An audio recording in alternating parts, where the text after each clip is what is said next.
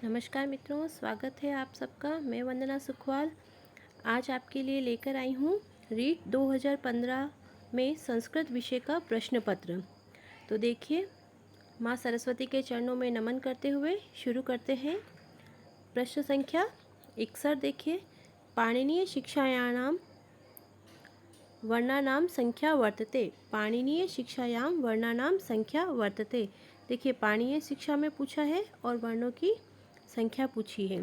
तो अगर आप मेरा पिछला वीडियो देखेंगे जिसमें संस्कृत वर्णमाला के विषय में मैंने बताया है, तो उसमें मैंने बताया था कि प्रश्न बनता है कि संस्कृत में वर्णों की संख्या कितनी है, या फिर पूछा जाता है पाणिनीय शिक्षा के अनुसार वर्णों की संख्या कितनी है। तो देखिए, यहाँ पे पाणिनीय शिक्षा के अनुसार पूछा है, तो यहाँ हमारा आंसर हो जाएगा ऑप्शन ए 63 या 64।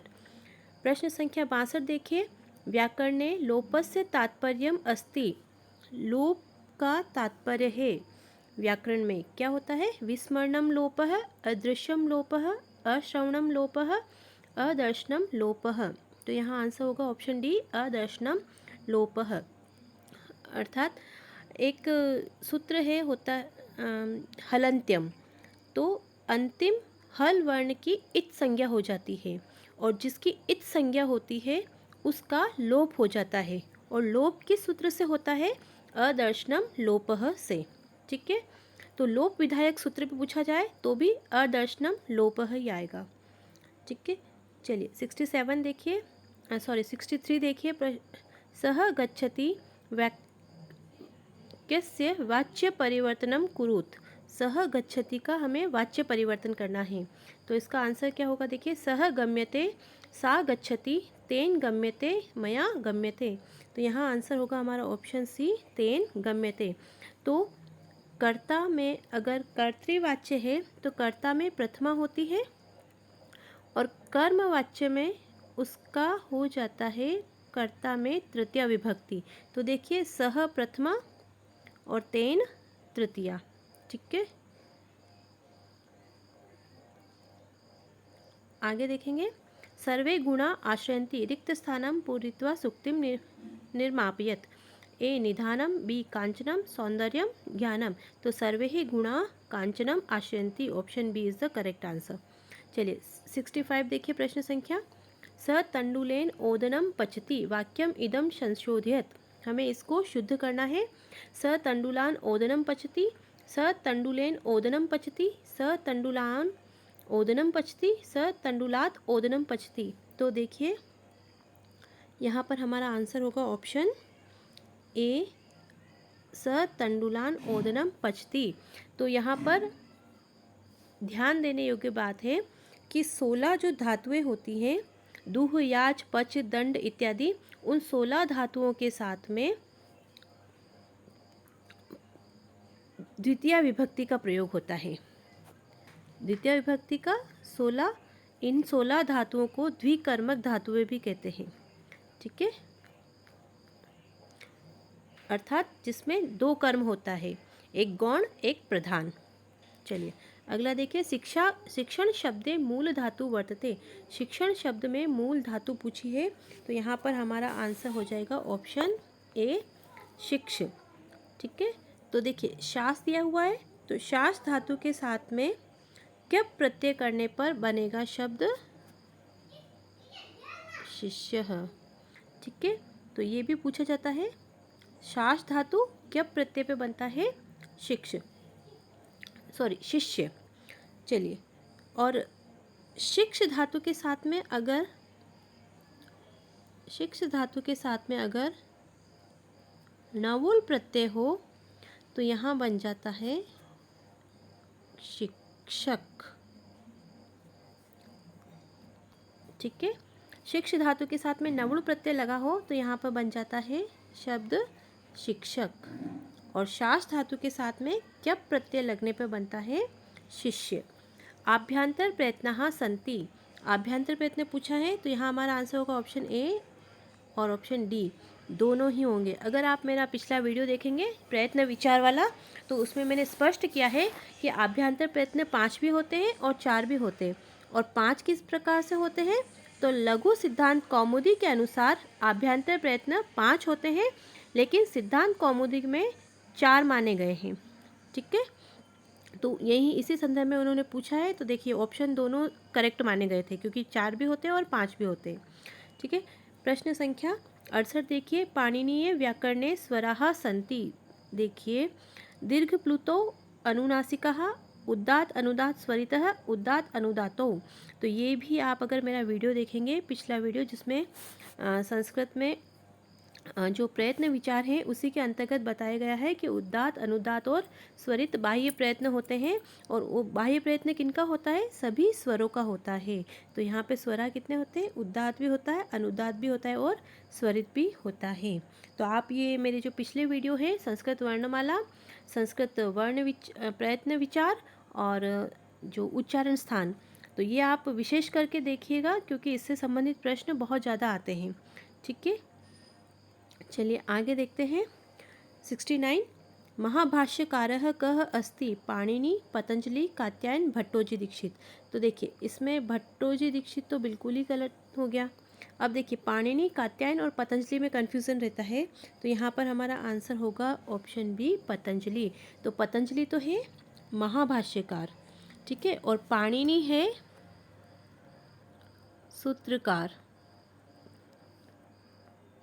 ठीक है, और कात्यायन है वार्तिककार। तो ये आपको याद ही करना होगा, पाणिनि सूत्रकार है, कात्यायन वार्तिककार है और पतंजलि महाभाष्यकार है। और इन तीनों को ही मिलाकर हम कहते हैं त्रिमुनि।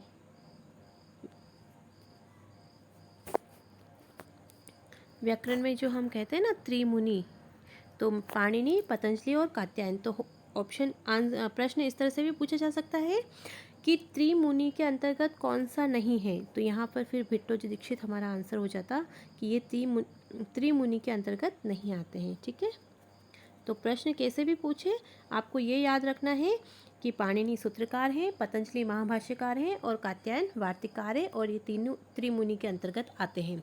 पंचगंगम इत्यस्य समासः अस्ति। पंचगंगम में अब देखिए, अब 5 संख्या देखते ही सब द्विगु पे चले जाएंगे, क्योंकि संख्यावाची द्विगु होता है।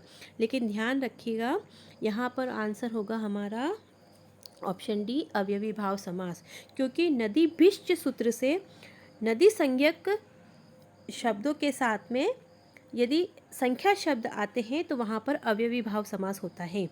ठीक है, तो यहाँ पर हमारा आंसर अवयवी भाव हुआ।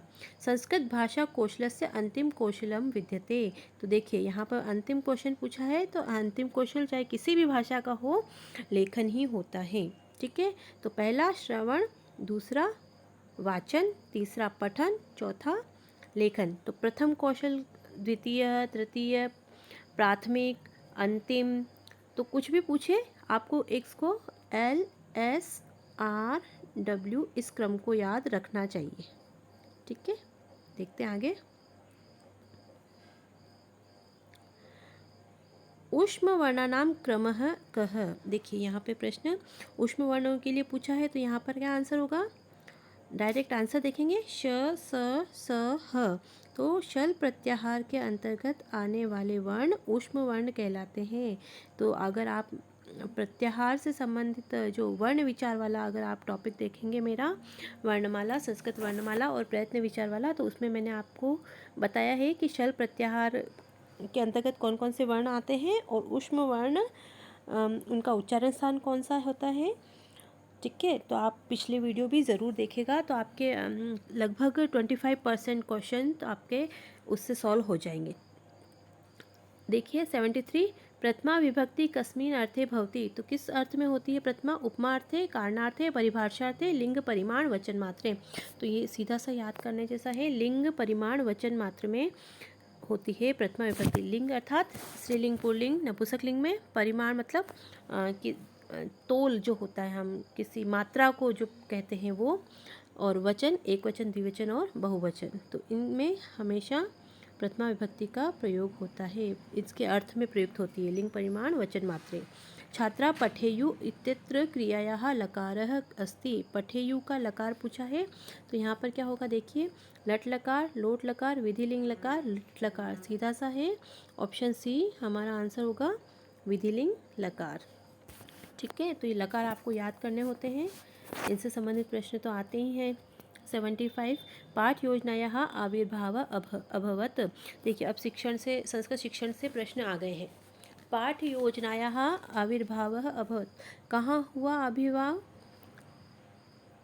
समाजशास्त्र से, संस्कृतेन से, गेस्टाल्ट मनोविज्ञानेन, अर्थशास्त्रेन। तो हमारा आंसर होगा गेस्टाल्ट मनोविज्ञानेन।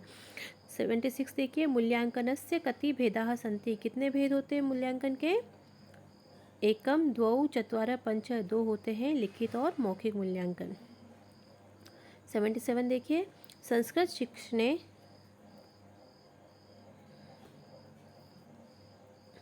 संस्कृत शिक्षणे मौखिकाभिव्यक्तेः साधनम अस्ति। संस्कृत शिक्षण में मौखिक अभिव्यक्ति का पूछा है तो कविता पाठ, कथावाचन, चर्चा परिचर्चा, सर्वे।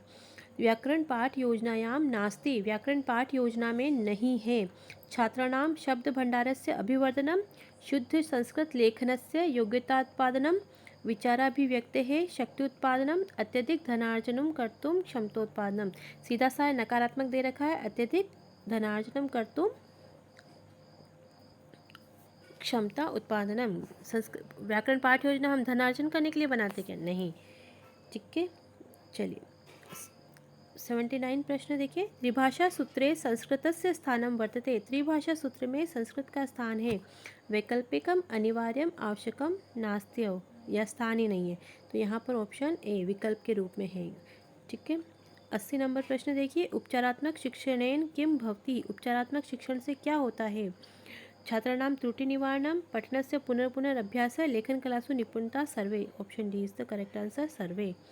अब देखिए गद्यांश आ गया है, उससे संबंधित प्रश्न हमें देखने हैं। भूलोके परमेश्वरः समस्तम अपि भूतजातम उद्योगनिरतं निर्मितवान्, तथा हि पृथ्वी चक्रवत् भ्रमति, वसंतादिना ऋतुश्च चालयति, सूर्यो 12 राशिषु भ्रमन् जगत् प्रकाशयति, वायु सर्वेषां जीवनं संचारयति, जलं नदी नदाभिः संघन सेवन क्रियाभिः सस्य कार्यः करोति, सर्वम् एतत् यत् भूतजातं स्वभावत एवं उद्योगनिरतं वर्तते, सर्वेषामेव कार्याणां कृते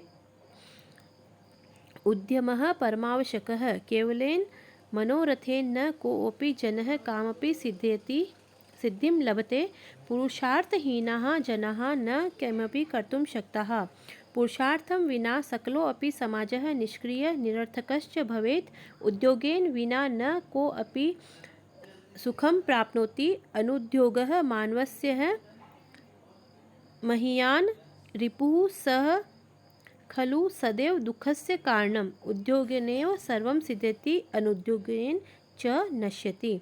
तो इस गद्यांश के आधार पर हमें प्रश्नों के उत्तर देने हैं। तो 81वां प्रश्न देखिए, निर्मितवान इत्यत्र कः प्रत्यय, निर्मितवान में कौन सा प्रत्यय है?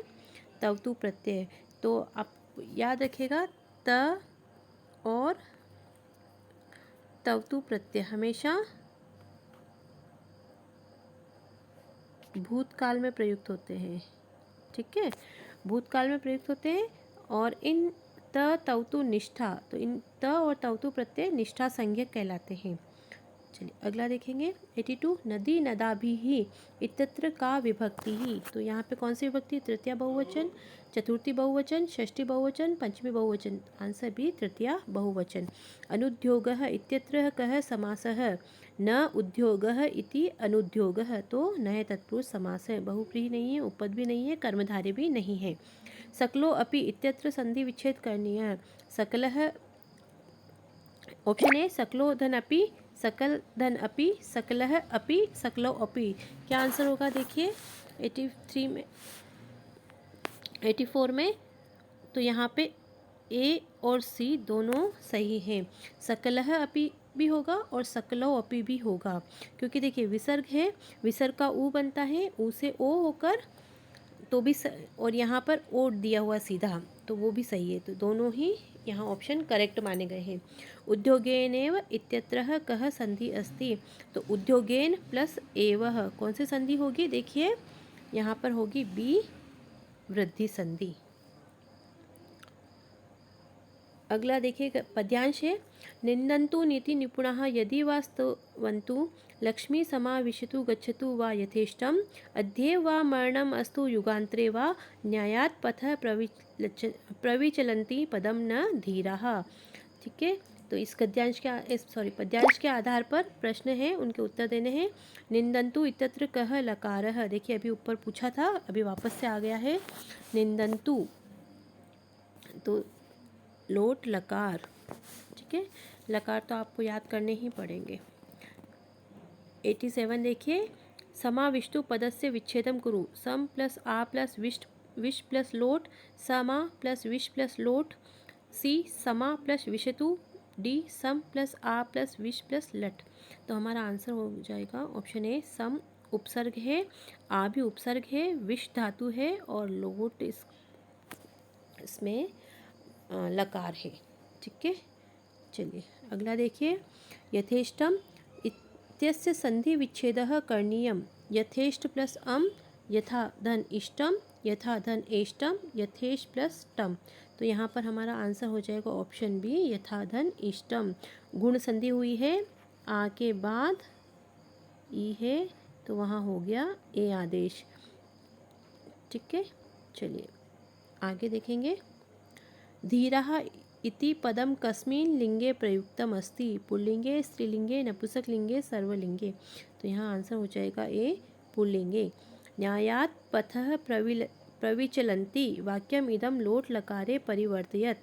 इसको लोट लकार में परिवर्तन करना है, तो न्यायात् पथः प्रविचलष्यति, बी न्यायात् पथः प्रविचलेत, सी न्यायात् पथः प्रविचलन्तु, डी न्यायात् पथः अविचलत। ठीक है, तो देखिए यहाँ आंसर होगा सी, न्यायात् पथः प्रविचलन्तु। तो ये थे हमारे रीट 2015 में लेवल 2 में भाषा द्वितीय संस्कृत के प्रश्न। आशा करती हूँ आपको पसंद आए होंगे और बार बार इनकी प्रैक्टिस कीजिए और अपना आंसर कॉपी पेन लेकर लिखते जाइए और फिर जो मैं आंसर बोलती हूँ उससे मैच करते जाइए।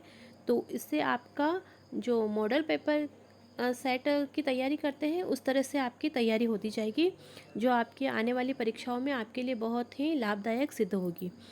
चलिए, वीडियो को पूरा देखने के लिए बहुत बहुत धन्यवाद। अच्छा लगे तो लाइक कीजिए, शेयर कीजिए, सब्सक्राइब कीजिए और अपने कमेंट मुझे कमेंट सेक्शन में लिखकर ज़रूर भेजिए कि आपको वीडियो कैसा लगा। इसी मंगल कामना के साथ जय भारत, जय हिंद।